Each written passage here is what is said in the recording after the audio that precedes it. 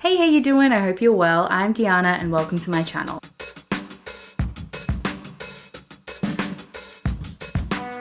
And today I'm going to be sharing with you my very ambitious October TBR. I don't expect that I'm going to get to all of these, but any excuse for me to share with you some paranormal, some Gothic titles is what I am here for. Without further ado, let's get into the books. So first one that I have my eye on, especially now considering that the whole series is completed, is Supernova by J.A. Jude. J.A. Jude is a Melbourne author who I love and adore so much, and this is her debut book, and we're following a girl who becomes a supernatural hunter. I believe there's like lots of training and things like that. It says here, wolf shifters, supernatural hunters, and secret training academies. How is this my life? So this isn't a why choose, it's more of got a love triangle. One guy's a hunter, one guy is a wolf shifter, but love the sound of this one. It kind of gives me like shadow hunter vibes. Excited to get to this one, and the trilogy is now complete. I do have A Taste of Thorns by Hannah Hayes. This is the third book in her Firestone Academy series. I completely love and adore this series, so I 100% will be reading it. This is a Why Choose Academy romance with a bully romance, and we're following Bryony, who's been sent to Firestone Academy under the guise that everyone in the realm will have the opportunity, if they do well, to lift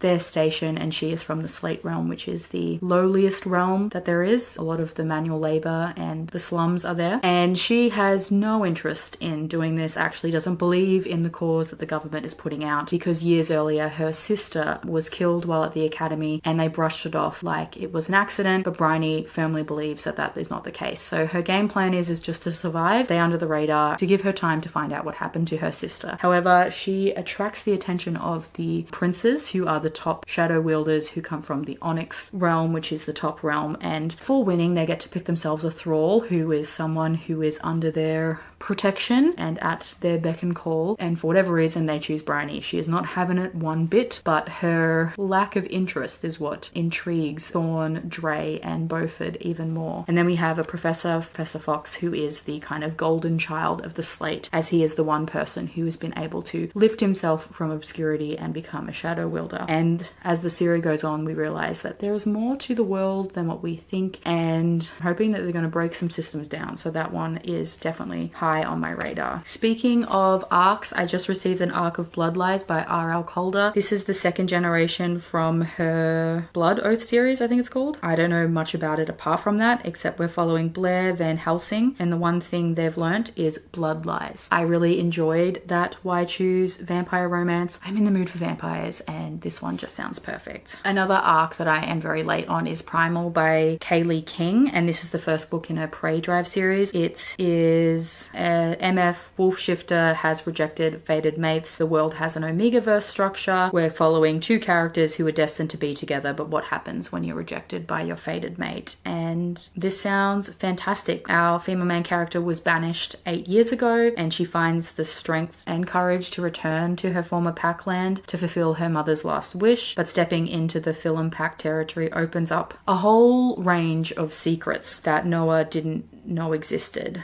And before she knows it, she's thrust into what feels like an alternative reality. So very excited to get to that one. Love me a wolf shifter, that's for sure. Another new release which I'm excited to get to is Feral Fates by Evie Mitchell. This is a new release that only came out. Is it not out yet? It's either coming out or it's a newish release. It's her first paranormal romance series, so I'm always excited for that. It says, the only thing more dangerous than their bond is the war it will ignite. Every unmatched female must run, the males give chase. Whoever catches you becomes your mate. No exceptions, no escape. Katara Silverborn was born with the gift of sight, and a curse without the ability to shift. In a world where a wolf's strength defines their worth, she endures whispers, isolation, and the cruel hands of the pack seems her as nothing but a vessel for power. When the brutal claiming ceremony begins, Katara's only hope is to run fast enough to avoid being caught by the pack's enforcer, the male who's already marked her for torment. Torn between prophecy and survival, Katara must must decide if she'll risk her heart on a savage alpha who promises to protect her at any cost. That cost is war. And I love Evie Mitchell's fluffy rom-coms. I haven't read her MC, and the fact that she's diving into wolves, I'm very excited. Let's stay on the wolf train, and one that's been floating around on my Kindle Unlimited for years now is My Shy Alpha by River Kai, and it is the first book in a steamy fantasy series where we're following shy alpha Lycran and Alaya, who is an abuse survivor and rediscovers what it means to be loved. Alaya meets him in her dreams, a regal yet unexpectedly shy man, but strangest of all, he always meets her in the forest, where their instant bond escalates into sensual night beneath the stars. In waking reality, monstrous X blurs her judgment on who to trust. She won't even kiss most dates, let alone getting down and dirty with a gorgeous stranger. When Alaya follows an uncontrollable urge to retrace her dreams' steps, reality surpasses her wildest imagination. She lives amongst lichens, shapeshifters who can morph into wolves at will. Outspoken for his untraditional values that lichen sexes should have equal rights, shy alpha Noah Greenfield faces constant pushback from other alphas who thrive on dominance. Aaliyah, however, finds his social defiance alluring, and as Aaliyah and Noah's fated love transcends all bonds, Aaliyah unleashes her desires. While diving into a paranormal fairy tale isn't enough to ease her trauma, as there's always a chance another monster could follow her home. This is supposed to be equally heartfelt and steamy. I love the fact that we've got an alpha who is not that like dominant hero and shows that, you know, being strength and alpha of a pack is about, you know, supporting and caring about those who are under your care. So am excited to tick this one off. I also have Bitten by Destiny, which is the fourth book in S. Young's True Immortality series. This is a book I've been waiting for like 4 or 5 years. I love her paranormal world. It's all been set in Europe, and there is a very interesting take on the mythos of the vampire and the werewolf, which I just love how it's woven into. So we've got English rock star Elijah Webb. He is more than meets the eye. Being different might have made his childhood hell, but as an adult, it's opened doors to fame and fortune and the supernatural underworld. Now that he knows about creatures that go bump in the night, Elijah is pretty sure he's a warlock, powerful than most, but a warlock nonetheless. What else could he be, right? Vampire Echo Payne is more than happy to infiltrate Elijah's life to uncover whether the rockstar is one of the 7 prophesied to open the gate. Having encountered one of his kind before, she knows what he is the minute she meets him. Her adoptive father, William, might want to kill Elijah, but Echo has other plans now that she knows William is a monster who'll destroy her family. So we've got a vampire female and I don't want to say what it is because it's kind of spoiling the first book, but very excited to be back in this world. I'm surprised I haven't picked it up already because I've been waiting years for this release. Another one that I've seen going around and I think looks like a lot of fun is Loving a Vampire's Total Chaos by Aura Hayes. From what I've seen, we have like a really golden retriever possessive hero, so I'm hoping he falls on the line of like the possessive golden retriever psychopath.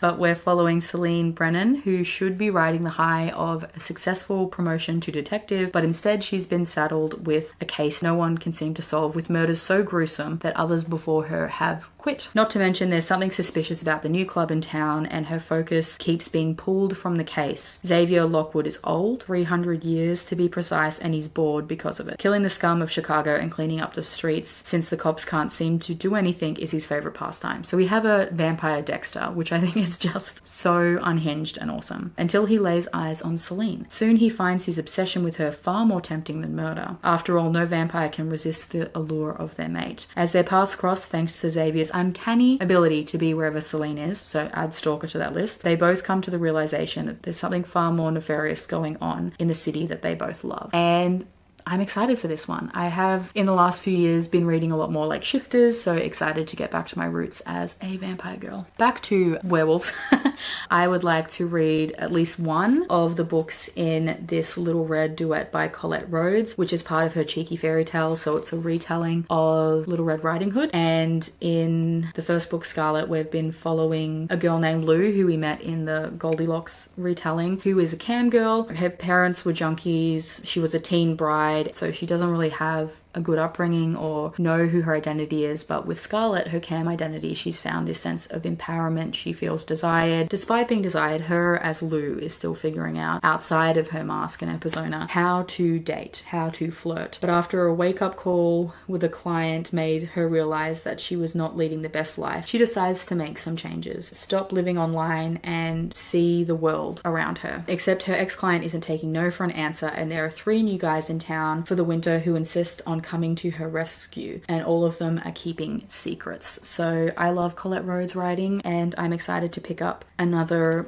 book from her. Continuing on with werewolves, I would like to continue on with Patricia Briggs' Alpha and Omega series with Fair Game, and we're following Anna and Charles, who are werewolves, mated werewolves, as they continue on their adventures. Anna was an Omega who was abused by her old pack, and Charles rescued her. We see their relationship develop. This is a series that follows them, so from the first book being like, I don't know what's happening, to this beautiful budding relationship, and there was some wild stuff that happened in book 2, so I'm excited to see what we get to in book 3. Another series I'd also like to make a continuation on is the Guild Hunter series by Nalini Singh with Archangel's Ascension. This is the most recent full novel release, and we're following Aiden and Ilium. This is a world where angels rule over everything. They've created vampires. We follow predominantly the Archangel Raphael and his 7, who Ilium and Aiden are part of. I don't know what else to say because this is a spoiler. This is like part 2 of their story, and I'm excited to be back with Sparkles and Bluebell. I love them so much. Speaking of continuing series, I would also like to get to Much to Do About Murder, which is by Stephanie Holmes and the 7th book in the Nevermore Bookshop Mysteries. This is a Why Choose paranormal romance meets like a English cozy mystery, and we're following Mina, who has returned back home after discovering that she's going blind and losing her eyesight, and she's lost her chance to continue on in the fashion industry after losing a job opportunity to her best friend. She comes back home and bullies her way into a job in Nevermore, which has a interesting classics section which happens to every now and then spit out literary figures. In fact, the store is run by Heathcliff, by Wuthering Heights infamy, and he's housemates with James Moriarty, the Napoleon of crime from Arthur Conan Doyle's Sherlock Holmes, and Quoth, a Raven shifter, who is the amalgamation of the nameless narrator and the Raven from Edgar Allan Poe's Raven. It seemed like the overarching macro plot wrapped up in book 6, but like they have an individual mystery in each story, so I am really excited to be back with Mina and the guys. Speaking of Heathcliff, I would like to get to Wuthering Heights by Emily Bronte, which is the Gothic romance classic which features Heathcliff and Catherine. I always like to at least put a classic on. I think last year or the year before I read Dracula, I've read Frankenstein, so my pick for this year is Wuthering Heights. Speaking of Gothic romances, I would also like to get to Beautiful Villain by Rebecca Kenny, and this is a Gothic romantasy which is a retelling of The Great Gatsby. The sequel is a retelling of Picture of Dorian Gray. I believe this has got vampires in it, so it's Gothic Great Gatsby retelling with vampires, and am definitely intrigued to read this one. Just says 7 years ago I lost him for good, but now he's back. But is he still the Dre Gatsby I used to know, or is he something more, something darker? This one's been sitting on my TBR for a long time, so I would like to prioritize it. Another Gothic fantasy romance I'd like to get to is The Night and the Moth by Rachel Gillig. I'm obsessed with this cover. We're following Sybil, who is a diviner, and she lives in a nunnery, I'm pretty sure. You know, she's learning her abilities and she can predict terrible things before they occur. And the lords and the common folk alike travel across the kingdom to the windswept moors to learn their future from her dreams. Just as she and her sister diviners are near the end of their service, a mysterious knight arrives at the cathedral. He's rude, heretical, and devilishly handsome, and has no respect for the diviners and their visions. But when Sybil's fellow diviners begin to vanish one by one, she has no choice but to seek his help in finding them. Outside the world of the cathedral's cloister is wrought with peril. Only the gods have the answer she's seeking, and as much as she'd rather avoid Roderick the knight's dark eyes and sharp tongue, only a heretic can defeat a god. So I've been meaning to read Rachel Gillig. I still have her other duology on my shelf, but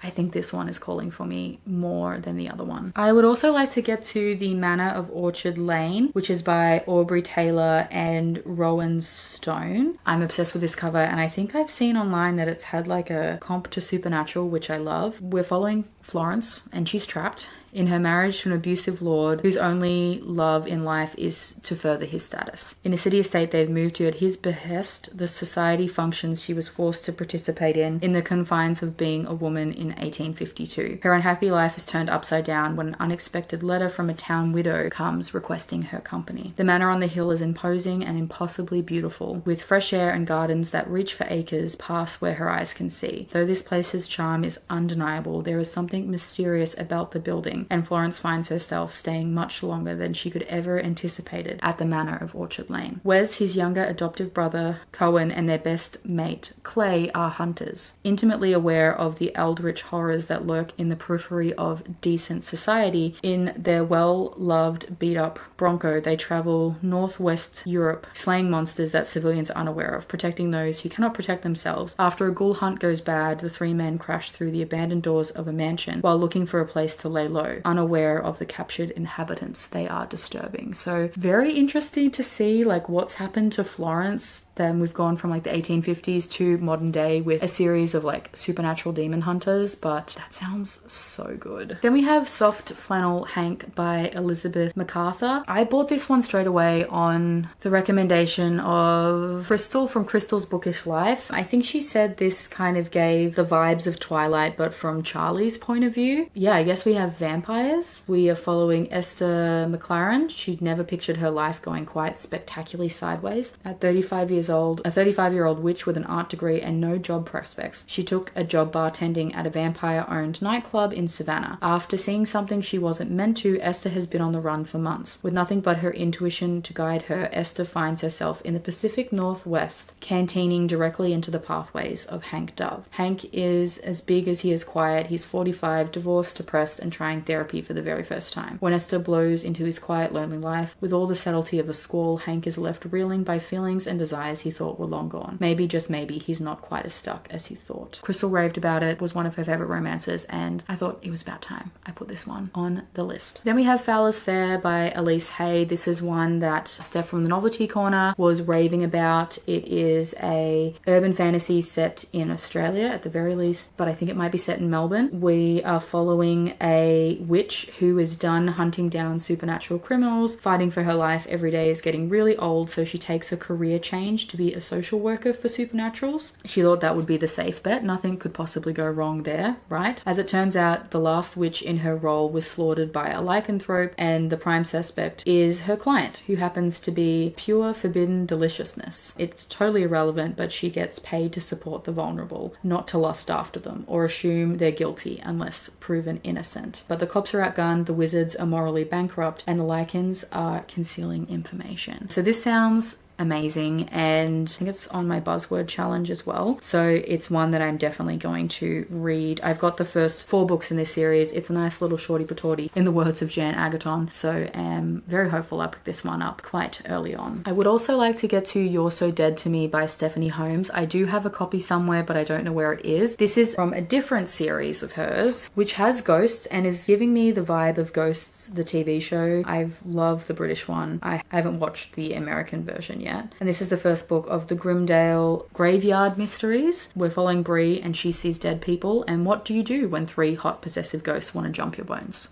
I'm not sure, but I hope this book gives me the answers. She doesn't see all dead people, just those with unfinished business, and they're everywhere. She can't enjoy the wilderness without being ensconced by chatty ex-hikers who don't understand which mushrooms are edible. She's returned to her hometown in Grimdale to cat sit for her parents while she figures out her next move. She's looking forward to raiding their fridge, hanging out with their kittens, and staying far, far away from anything supernatural. But she forgot, you're never alone in Grimdale. 3 ghosts I used to play with as kids are back in my life, only now I'm their age and they're infuriatingly attractive. There is the slightly psychotic Roman soldier who loves Great British Bake Off, the bossy aristocratic royal prince who demands the finer things in life, or I guess death, and the blind Victorian gentleman adventurer who doesn't have a mean bone in his body, or any bones for that matter. But my 3 ghoulish house guests are the least of my problems. She's landed a job giving tours in the historic Grimsdale Cemetery, and on her first day she stumbles into a fresh corpse. The dead guy's ghost needs me to solve his murder so he can cross over, but sticking my nose into the spirit's business might see me into an early grave. As for my 3 hauntingly hot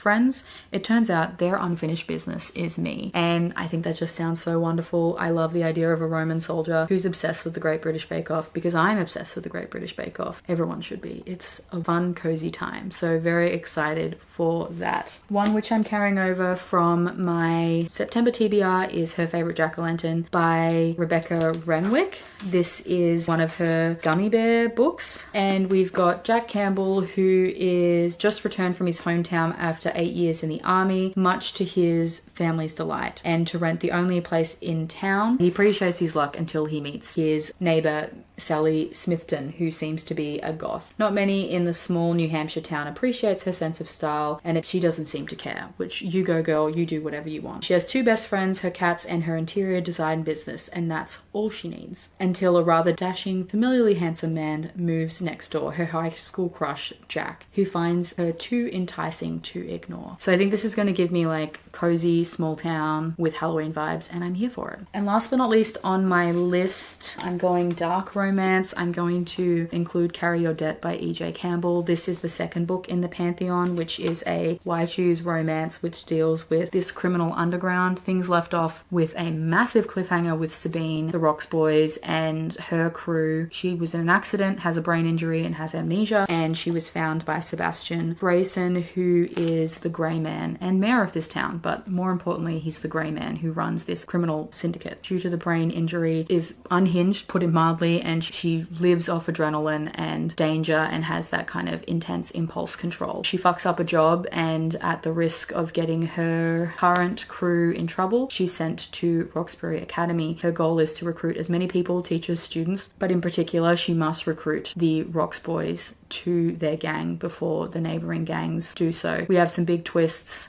I love the fact that she calls all the boys Greek gods, and hence the Pantheon. Trigger warnings for like violence, guns, drug use, alcoholism, but I was thoroughly captivated in book 1 and would like to continue book 2. Will I get to it? Not sure. This TBR is hugely ambitious, but I just wanted to share with you some of the books that have been high on my radar and I've been saving for the spooky season. So I might get to all of these. I might get to none of these. Stick around to see what I read. Anyway, that's it from me today, guys. Comment down below. Let me know what you're looking forward to in October, or you can leave me your supernatural emoji of your choice. Linked in the description box below will be all these books and links to my social media channels if you'd like to talk to me or follow me on any other corner of the internet. If you'd like to see more content from me, please like and subscribe. I'll be attempting to post new videos every Sunday. That's all from me today, guys. I hope you're doing all kinds of well, and I'll speak to you soon. See ya!